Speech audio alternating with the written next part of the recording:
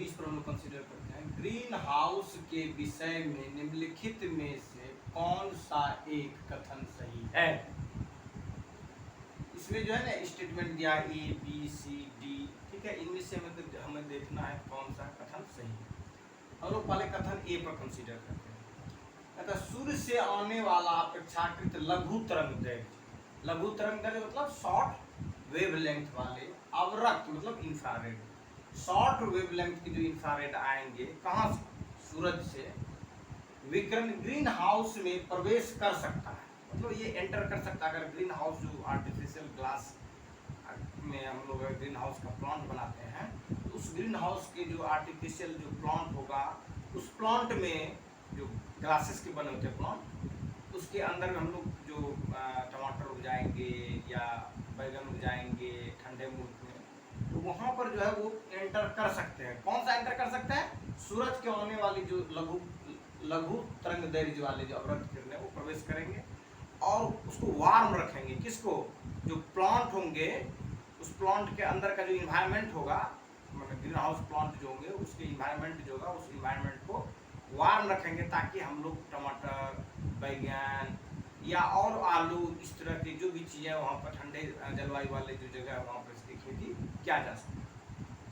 तो सूर्य से आने वाला अपेक्षाकृत लघु तरंगदैर्घ्य अवरक्त इंफ्रारेड विकिरण ग्रीन हाउस में प्रवेश कर सकता है, जबकि भूमि और ग्रीन हाउस के अंदर पादपों से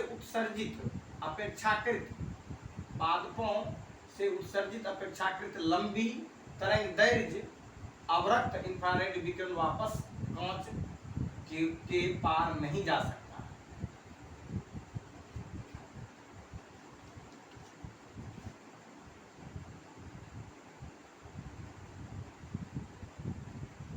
कहने का मतलब हुआ कि जबकि भूमि और ग्रीन हाउस के अंदर, जो ग्रीन हाउस बना होगा उसके अंदर के पादपों से उत्सर्जित अपेक्षाकृत लंबी तरंगदैर्घ्य अवरक्त जो है इंफ्रारेड जो है विकिरण वापस जो है कांच के बाहर नहीं जाएंगे। जो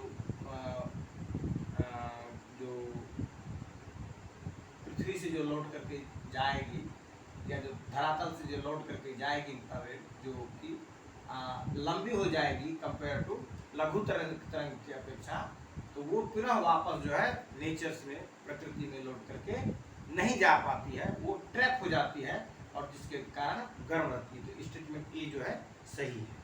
अब हम लोग स्टेटमेंट बी पर बात करेंगे। सूर्य से आने वाले अपेक्षाकृत लघु तरंगदैर्घ्य अवरक्त इंफ्रारेड विकिरण ग्रीन हाउस में प्रवेश कर सकता है और भूमि और ग्रीन हाउस के अंदर के पादपों से उत्सर्जित अपेक्षाकृत लंबी तरंगदैर्घ्य जो अवरक्त होंगे, इंफ्रारेड जो होंगे, विकिरण भी वापस कांच के पार जा सकता है।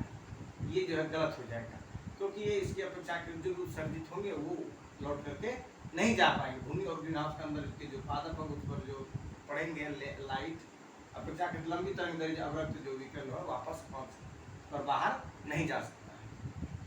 उसके बाद फिर हम लोग देखेंगे स्टेटमेंट सी को देखेंगे।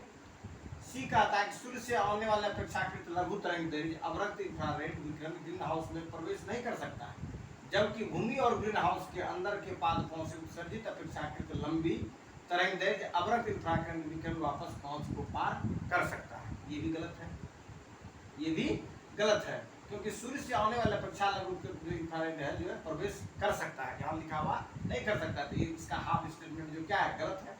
जबकि भूमि और ग्रीन से अंदर पादपों से लंबी अवरक्त किरणें विकिरण वापस कांच को पार जा सकता है, ये भी गलत है। इसमें दोनों कंपोनेंट्स का गलत है ना, आधा जो स्टेटमेंट उधर का है और ये नीचे वाला जो जबकि के बाद वाला भी गलत है और सूर्य से आने वाला जो फर्स्ट पार्ट वो भी गलत है। इसी का दोनों हिस्सा जो है हाफ ऑफ पार्ट जो है गलत है। कोई भी अवरक्त या इंफ्रारेड विकिरण ग्रीन हाउस के कांच में से पार नहीं कर सकता है। कोई भी जो इंफ्रारेड विकिरण जो ग्रीन हाउस के कांच में से पार नहीं कर सकता है। कह रहा है कोई भी अवरक्त विकिरण ग्रीन हाउस के कांच में से पार नहीं कर सकता है।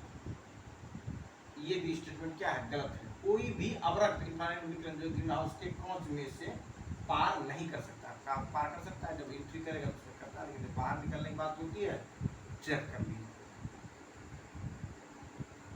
और हम लोग आगे देखते हैं क्वेश्चन नंबर 23 को देखिए। कहता है किसी उत्तल लेंस की फोकस दूरी 15 सेंटीमीटर। उत्तल लेंस की फोकस दूरी कितनी है?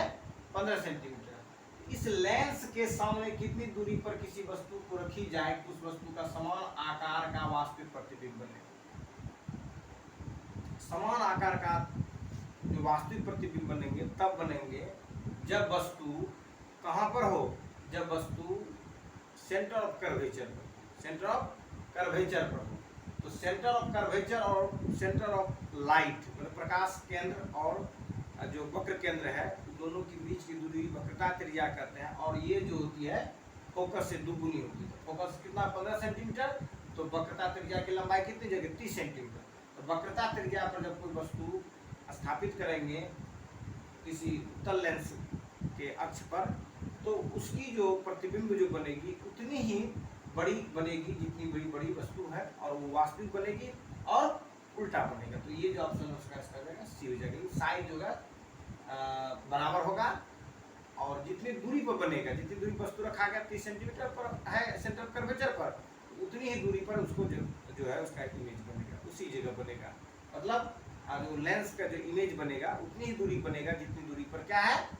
वस्तु है। मतलब जो लेंस होगा, मान लीजिए ये लेंस है तो इधर अगर जो है इस जगह अगर मान लीजिए उसका मतलब वस्तु है तो इस लेंस के इस लेंस है, इस लेंस के इतना दूरी पर 30 सेंटीमीटर की दूरी पर इस तरफ जो है लेंस के पीछे बनेगा और वास्तविक ही इमेज बनेगा, लेकिन उल्टा बनेगा। लेकिन साइज जो होगा वो सेम होगा और समान दूरी पर होगा। ठीक है, इसलिए कहता समान आकार में होगा। तो इसका आंसर क्या आ जाएगा?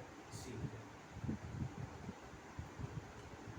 अब कहता जैव बायोगैस जैव गैस या बायोगैस के बारे में निम्नलिखित में कौन सा एक कथन सही नहीं है? इसलिए हम लोगों को चूज करना कि which statement is not correct, मतलब इसमें जो गलत स्टेटमेंट है उसको हम लोग पॉइंट आउट करना है। यह मुख्यतः मीथेन गैस की बनी होती है। निश्चित रूप से यह मुख्यतः मीथेन गैस की बनी होती है, लेकिन इसमें जो है कार्बन डाइऑक्साइड और सल्फर हाइड्रोजन सल्फाइड भी पाया जाता है। कार्बन डाइऑक्साइड और हाइड्रोजन सल्फाइड भी पाया जाता है, लेकिन जो मुख्यतः जो होते हैं बायोगैस या जैव गैस में क्या होता है? मीथेन गैस होता है। यह अनवीकरणीय ऊर्जा का स्रोत है। ये स्टेटमेंट गलत है। यह जो है नवीकरणीय ऊर्जा का स्रोत है। तो वो जो लगा है ये इसका मतलब तो नॉन रिन्यूएबल रिसोर्सेज की बात है, ये लेकिन क्या है? रिन्यूएबल रिसोर्सेज है। तो ये स्टेटमेंट बी जो हो जाएगा क्या हो जाएगा? गलत हो जाएगा। इसका आंसर क्या हो जाएगा? 24 का बी हो जाएगा। आगे हम लोग देख लेते हैं। यह ऑक्सीजन की अनुपस्थिति में गोबर के अपघटन द्वारा बनती है। तो यह जो बायोडिग्रेडेशन जो होता है, जो डिकम्पोजिशन होता है, जो टूटेंगे जो भी बायो वेस्ट जो है, जैसे गोबर हो गया या और भी जो चीज़ें हैं, जैसे आपका हरा साग सब्जी जो सड़ जा गल जाता है तो उससे भी हम लोग इसको बायोगैस को या म्यूनसिपल जो वेस्ट होते हैं, जो नगर निगम हो गया या नगर परिषद हो गया या गाँव सब में जो देखते हैं जो वेस्ट घर का जो सब्जी तब्जी काटने के बाद जो वेस्ट बचता है तो उसको हम लोग अगर क्या करेंगे बायोगैस प्लांट में उसको डाल देंगे तो उससे भी जो है बायोगैस निकलेगा। यह ऑक्सीजन की अनुपस्थिति में जो है गोबर के अपघटन द्वारा बनती है। ये भी सही है। यह बिना धुएं से जलती है। ये भी सही है। बिना धुएं, जैसे आपके घर में जब एलपीजी देखते होंगे, जब एलपीजी से हम लोग जो घर बनाते हैं रसोई में खाना बनाते हैं तो इससे धुआं नहीं निकलता, उसी तरह से जो है यह बिना धुएं की जलती है और इससे किसी भी प्रकार का अपशिष्ट नहीं छोड़ती। मतलब जैसे कि आप लकड़ी जलाते हैं, लकड़ी जलाने के बाद अपशिष्ट के रूप में राख छूटता है, लेकिन बायोगैस को जब जलाएंगे तो उसके अपशिष्ट के रूप में राख नहीं छूटती। तो इसका मतलब क्या हो गया? Statement A C D R correct, मतलब ए सी डी क्या है? सही है, लेकिन बी स्टेटमेंट क्या है? गलत है। क्यों गलत है? क्योंकि यह अनवीनीकरण ऊर्जा के स्रोत नहीं बल्कि नवीनीकरण ऊर्जा का स्रोत है। आ लगने से यह क्या हो गया है? गलत हो गया। तो इसका आंसर क्या हो जाएगा? बी हो जाएगा। आप हमको चूज करना कौन सा कथन सही नहीं है वो चुना, तो नहीं वाला दी।